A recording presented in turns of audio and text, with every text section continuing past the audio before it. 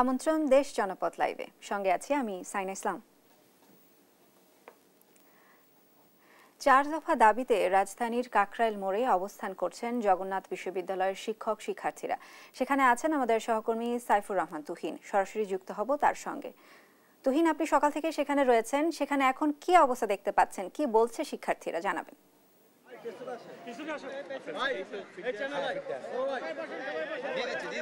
আপনাকে ধন্যবাদ। আপনি জানেন যে টানা 3 দিনের মতো আজকে কিন্তু এই জগন্নাথ বিশ্ববিদ্যালয়ের শিক্ষার্থীরা অবস্থান, তাদের যে কর্মসূচি সেই কর্মসূচি পালন করছেন।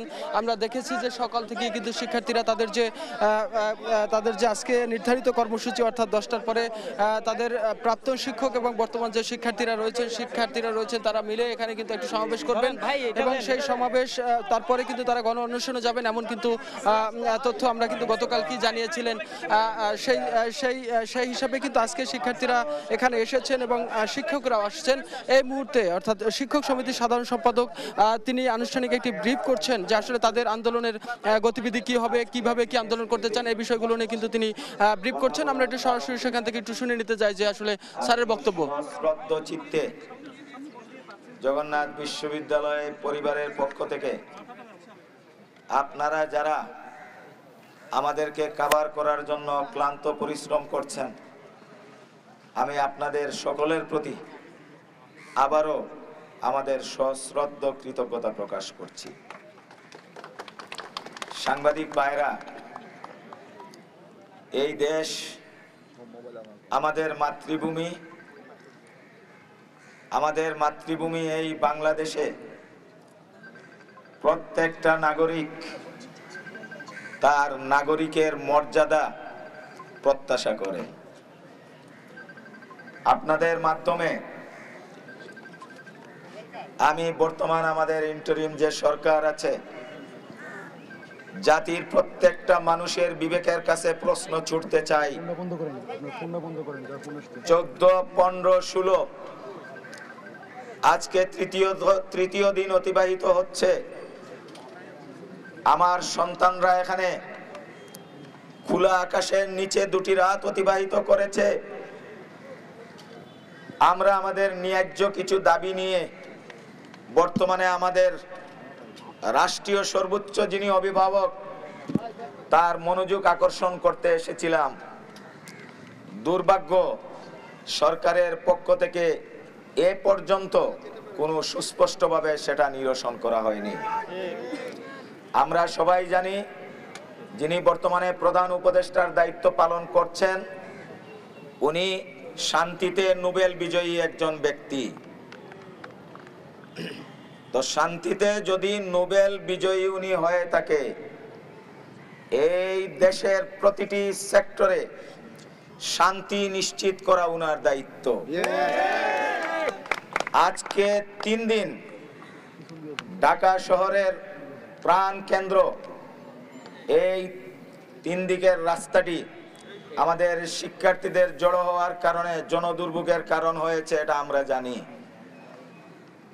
আমাদের দাবি যদি যৌক্তিক হয়ে থাকে সেইটা তো প্রথম দিনই সরকার আন্তরিক হলে সেটা নিরসন করতে পারত, কিন্তু সেটা এখনো নিরসন হয়নি। আমরা গতকালকে আপনাদের মাধ্যমে আমরা কর্মসূচি ঘোষণা করেছি। সারা রাত্রি আপনার ভাইরা, আপনার বোনেরা, আপনার সন্তানেরা এই খোলা আকাশের নিচে রাত্রি অতিবাহিত করেছে। আজকে আমাদের 10টায় সাবেক এবং বর্তমানদের যে সমাবেশটি হওয়ার কথা ছিল, অনেকেই ক্লান্ত এবং অসুস্থ হয়ে পড়েছে, সেটাকে আমি পিছিয়ে 11:30টায় নিয়েছি। 11:30টায় আমাদের সাবেক এবং বর্তমানদের যে সমাবেশ, সেই সমাবেশ অনুষ্ঠিত হবে এবং বাদ জুমা আমাদের গণ অনশন এবং অবস্থান কর্মসূচি আমরা যেটি পূর্বে ঘোষণা করেছিলাম সেটা ইনশাআল্লাহ অনুষ্ঠিত হবে। এবং আজকের দিনের শুরুতে আমি আপনাদের মাধ্যমে সারা জাতির কাছে আবারও প্রশ্ন রাখতে চাই।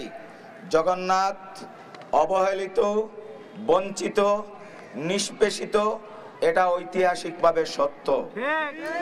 এবং এই বৈষম্যের নিরসনের জন্য আমার শিক্ষার্থীদের যে আহত আন্দোলন, এবং সেই আন্দোলনে জগন্নাথ বিশ্ববিদ্যালয়ের দল মত নির্বিশেষে সকল শিক্ষক কর্মকর্তা কর্মচারী সবাই একাট্টা।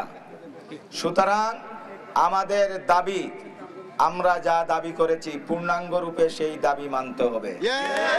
আমরা এমন একটি পর্যায়ে উপনীত হয়েছি, আমাদের এখন আর বেঁকে যাওয়ার কোনো সুযোগ নেই। আমরা আপনাদের সর্বোচ্চ সহযোগিতা চাই এবং আপনাদের এই সহযোগিতার জন্য আমি আপনাদেরকে আবারও ধন্যবাদ জানাচ্ছি। এবং এখানে যারা উপস্থিত আছেন, বিশেষত কথা বলার ক্ষেত্রে, মিডিয়া ফেসের ক্ষেত্রে, বক্তব্য প্রদানের ক্ষেত্রে প্রত্যেককে দায়িত্বশীল হতে হবে। আমাদের সবার বক্তব্য থাকবে একটি, সেটি হলো আমাদের দাবি পূর্ণাঙ্গ রূপে মানতে হবে, অথবা বাংলাদেশের ইতিহাসে এই কাকরাইল মোড় আরেকটি জন দাবি বাস্তবায়নের কেন্দ্রে পরিণত।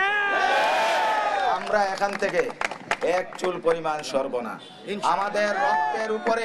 আমাদের রক্তের উপরে প্রতিষ্ঠিত যে সরকার আমাদের যদি চোখ রাঙিয়ে কথা বলে, আমাদের হুমকি দুমকি দেয়, আমাদের উপর যদি যে কোনো রকমের যদি স্টিম রুলার চালানোর প্রচেষ্টা করে, তাহলে আমরা সেটাকে রুখে দেব। এবং এই আন্দোলন এটা আর কাকরাইল পয়েন্টে সীমাবদ্ধ থাকবে না। এটা কোথায় যাবে সেটা আমরা জানি না, এর দায়িত্ব আমরা নেব না। সুতরাং আজকের দিনের শুরুতে আপনাদের মাধ্যমে আমি সরাসরি, যিনি আমাদের সর্বোচ্চ অভিভাবক, আমাদের সম্মানিত প্রধান উপদেষ্টা, উনার বাসা বেশি দূরে না, এখানকার সাউন্ড হয়তো বা উনার কানে যাচ্ছে, আমি অনুরোধ করছি, স্যার আপনি আমাদের সবার মুরব্বী, আপনার সন্তানদের এই দুর্দশা, আপনি তো নোবেল বিজয়ী নাকি শান্তিতে, তো নোবেল বিজয়ী হলে অন্ততপক্ষে আপনি আপনার অভিভাবকের জায়গা থেকে ভূমিকাটুকু পালন করেন। আমাদেরকে বেয়াদবি করার সুযোগ দিবেন না। আমরা বেয়াদবি করতে চাই না, আমরা বেয়াদব না। আমাদের দাবি অত্যন্ত যৌক্তিক দাবি, আমাদের জীবন মরণের সাথে জড়িত দাবি। সুতরাং আমাদের দাবি মানতে হবে, আমাদের শেষ কথা। এবং সেই দাবি আদায়ের ব্যাপারে সুস্পষ্ট সরকারের ঘোষণা ছাড়া এখান থেকে আমরা এক চুল পরিমাণ পিছপা হব না। এতে যদি আমাদের কারো কোনো ক্ষতি হয়, সেই ক্ষতি আমরা সবাই মেনে নিতে প্রস্তুত আছি। আমার যদি কোনো ধরনের কোনো সমস্যা হয়, আমাকে যদি সরকারি কোনো এজেন্সির লোক তুলে নিয়ে যায়, এই আন্দোলন যেন থেমে না যায়, প্রত্যেকে কিন্তু সেখানে ছুটে আসবে। এবং আমার সাবেক এবং বর্তমান শিক্ষার্থীরা যারা এখানে আছে, আমার শিক্ষক মন্ডলী, কর্মকর্তা কর্মচারী যারা আছে, আপনারা আপনাদের ফেসবুকের মাধ্যমে সবাইকে জানিয়ে দেন, কেউ যেন ঘরে বসে না থাকে, সবাই যেন এখানে চলে আসে। আমাদের জীবন মরণ সমস্যা আমরা সম্মিলিতভাবে মোকাবেলা করব। ধন্যবাদ তুহিন আপনাকে বিস্তারিত নিয়ে আমাদের সাথে যুক্ত হবার জন্য। অবৈধ ইটভাটা বন্ধের দাবিতে জাতীয় প্রেস ক্লাবে চলছে বাপার সমাবেশ। সেখানে আছেন আমাদের সহকর্মী সাবরিনা মজুমদার। সরাসরি যুক্ত হব তার সঙ্গে। সাবরিনা, সেখানে এখন কি অবস্থা দেখতে পাচ্ছেন, আমাদের বিস্তারিত জানাবেন।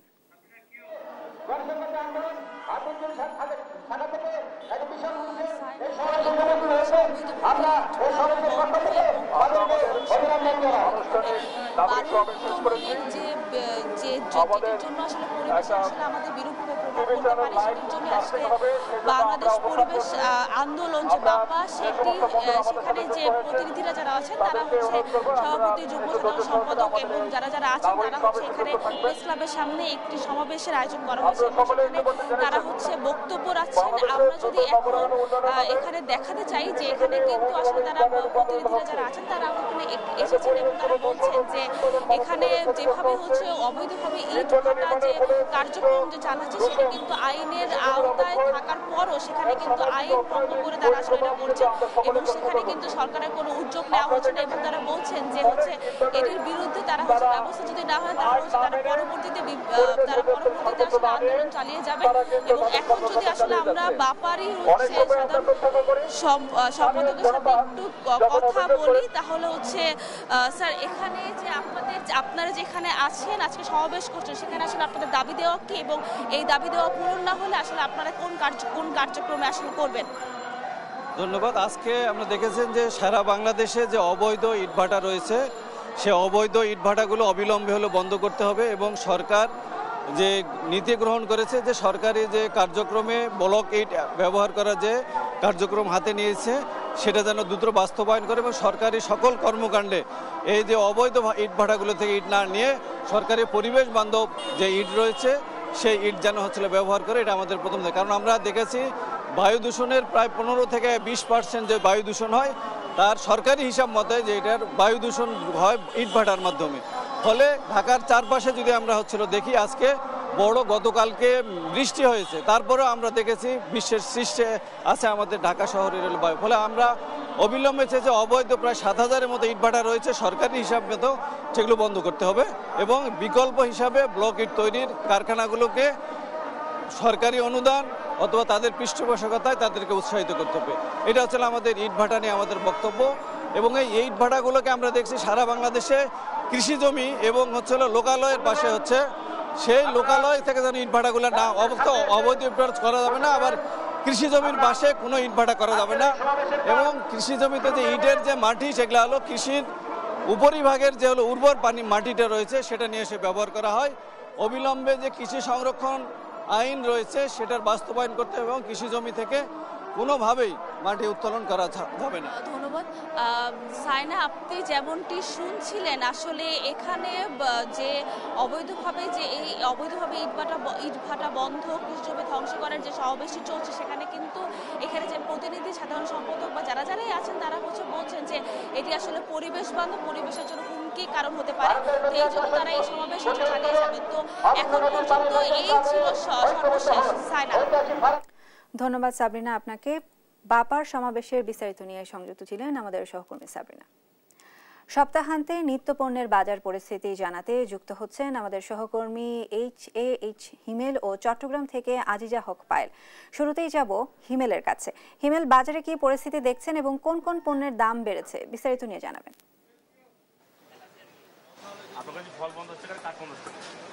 সেটা আমি সকাল থেকে যে রাজধানী কারণ বাজার সেখানে কিন্তু বাজারের যে দ্রব্যমূল্য সেগুলো কিন্তু পর্যবেক্ষণ করছিলাম।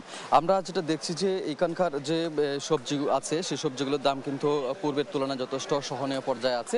অর্থাৎ এখানে 20 টাকা থেকে শুরু করে 60 টাকা কেজি পর্যন্ত বিভিন্ন ধরনের সবজি কিন্তু বিক্রি হচ্ছে। এখানকার যে বিক্রেতারা আছে তাদের সাথে আমরা কথা বলেছি, তারা যেটা বলছেন সরবরাহ বেশি থাকায় কিন্তু দাম কিছুটা কম, এবং যে ক্রেতারা আছেন তাদের সাথে কথা বলার পর তারা যেটি বলছেন যে এখন যে সবজি কাঁচামালগুলো আছে সবজি সেই দামগুলো যে পর্যায়ে আছে সেটা যদি থাকে তাহলে খুবই স্বস্তিদায়ক হয়, তেমনটাই কিন্তু এখানকার ক্রেতারা বলছিলেন। আমরা মাছ মাংসের বাজারকে পর্যবেক্ষণ করেছি। মাছের দাম কিছুটা বাড়তে, অর্থাৎ কেজি প্রতি 15 থেকে 20 টাকা দরে বেড়েছে এবং মাংসের দাম কিন্তু আগের জায়গায় আছে, অর্থাৎ 750 থেকে 780 টাকা দরে কিন্তু মাংস বিক্রি হচ্ছে এবং মুরগির দাম সেটা কিন্তু যে পর্যায়ে ছিল অর্থাৎ আগের যে দাম সেই দামে বিক্রি হচ্ছে। আগামী অর্থাৎ সামনে কুরবানি ঈদকে সামনে রেখে, ঈদুল আজহাকে সামনে রেখে মশলার বাজারে আমরা কথা বলেছি। এখানকার যে বিক্রেতারা আছেন তারা যেটি বলছেন যে মশলার দাম শুধুমাত্র এলাচির দাম বেড়েছে, অন্যান্য যে মশলার দাম আছে সেগুলো ঠিক আছে, সেরকমটাই বলছেন। যে আমরা একজন মশলা বিক্রেতার সাথে কথা বলবো। আপনি আমাদেরকে একটু জানাবেন এই মুহূর্তে মশলার দাম কি পর্যায়ে আছে এবং সামনে যেহেতু ঈদুল আজহা মশলার দামের কোনো ধরনের পরিবর্তন বা তার বাড়তে পারে কিনা সেই ব্যাপারে একটু জানাবেন। মশলার দাম বাড়ছে শুধু এলাচি, সাদা গোলমরিচ, কালো গোলমরিচ, সব মশলার দাম ঠিক আছে। জিরার দাম কমছে, লবঙ্গের দাম কমছে, দারচিনির দাম কমছে, সবের দাম কমছে, শুধু একমাত্র কমছে এলাচের দামটা বাইরে গেছে। যেমন 1 কেজি এলাচের 300 টাকা বাড়ছে, কালা গোলমরিচ 1 কেজি 100 টাকা বাড়ছে, সাদা গোলমরিচ 1 কেজি 200 টাকা বাড়ছে। এবার জিরার দাম, দারচিনি, লবঙ্গ, অন্যান্য মালের দাম সবের দাম কম আছে। সামনে তো কুরবানির ঈদ আছে, সেই ঈদকে সামনে রেখে সামনে এই যে মশলা আছে সেগুলোর দাম বাড়ার কোনো সম্ভাবনা আছে কি? বাড়ার সম্ভব নেই, যা তো বাড়ছে আর ঈদের বাজার আছে আর 15-20 দিন আর কি নিব, মানে আর বাড়বে না, যা বাড়ছে আর বাড়বে না। আপনারা শুনছিলেন এখন উনি যেটা বলছেন যে মশলার দাম, এলাচির দাম বেড়েছে এবং অন্যান্য যে মশলা আছে সেই দামগুলো কিন্তু ঠিক আছে, তেমনটাই কিন্তু এখানকার বিক্রেতারা বলছিলেন। এবং উনি যেটা বলছিলেন যে মশলার দাম যেটা আছে সেটাই থাকার সম্ভাবনা বেশি। অর্থাৎ রাজধানীর কারণ বাজারের কাঁচামালের এই ছিল সর্বশেষ পরিস্থিতি। চট্টগ্রামে আমাদের আরেক সহকর্মী আছেন পায়েল, আজিজা হক পায়েল। আমরা চট্টগ্রামের যে কাঁচা বাজারের সর্বশেষ তথ্য জানবো পায়েলের কাছ থেকে। পায়েল। ধন্যবাদ হিমেল আপনাকে। এখানে চট্টগ্রামের চিত্র প্রায় সেম। সামনে আসছে কোরবানিকে সামনে রেখেই এখন পেঁয়াজ, আদা, রসুনের দাম একটু নাগালের মধ্যে থাকলেও চোখ রাঙাচ্ছে কিন্তু মশলা। আমরা দেখেছি এর আগে প্রতি বছর আদার ঝাঁজ একটু বেশি ছিল, তবে এবার আদার ঝাঁজ কিছুটা কম থাকলেও চোখ রাঙাচ্ছে গরম মশলা, এমনটাই আমরা জানতে পেরেছি। আমরা এখানে আমরা আছি ইংরেজিতে চট্টগ্রামের সবচেয়ে বড় পাইকারি বাজারে। সেই বাজারে আমরা যতটুকু জানতে পেরেছি এখানে গরম মশলার দাম এখন বলতে গেলে আকাশচুম্বী। যে এলাচের দাম ছিল প্রায় 3000 থেকে 4000 টাকার মধ্যে, সেই এলাচ এখন চোখ রাঙিয়ে একেবারে হয়ে গেল 4500 থেকে 6000 টাকা। সেই সাথে গরম মশলার যে সাথে আরো যেই মশলাগুলো রয়েছে, দারুচিনি, লং, সেই মশলাগুলো একেবারে জিরা থেকে শুরু করে সকল মশলাগুলোর দাম এখন একটু বেশি, এমনটাই আমরা জানতে পেরেছি। সেই সাথে এবার তবে পেঁয়াজের দাম কিছুটা কম রয়েছে, পেঁয়াজ রসুনের দাম নাগালের মধ্যে রয়েছে। আদার ঝাঁজ প্রতি বছর বেশি থাকলো, তবে আদা এবার 100 থেকে 120 টাকার মধ্যে এখন পাওয়া যাচ্ছে, এইটাই আমরা জানতে পেরেছি। আমরা সরাসরি একটু এখানকার ব্যবসায়ীর সাথে কথা বলবো। আমরা একটু জানতে চাইবো গরম মশলার দাম কোরবানি আসতে আসতে আরো বাড়বে কিনা, কি মনে হচ্ছে?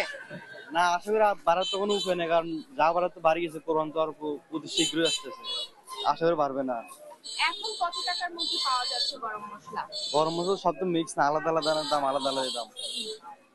কত করে এখন সবচেয়ে বেশি কত? বেশি দাম তো এলাচি, সবসময় এলাচি থেকে এখনো এলাচির দাম বেশি। যেমনটি আমরা জানতে পেরেছি এখন কোরবানি উপলক্ষে কিন্তু মশলার দাম বেড়ে গেছে, আর বাড়ার সম্ভাবনা নেই এমনটা মনে করছে। তবে যারা ক্রেতা রয়েছে তারা এখনো পর্যন্ত মিশ্র প্রতিক্রিয়া জানিয়েছেন। তারা বলছে মশলার দাম আরো বাড়তে পারে, কারণ আমাদের এখন যে পরিস্থিতি দেখছেন, তারা মশলার দাম এত বাড়ছে, তারা কমানোর জন্য চেষ্টা করতে বলেছে।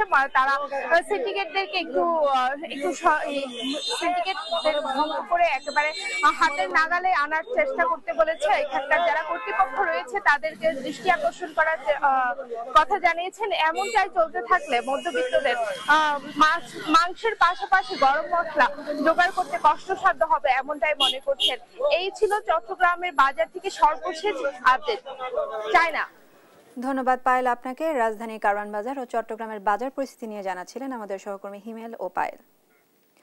দেখছেন দেশ জনপদ লাইভ।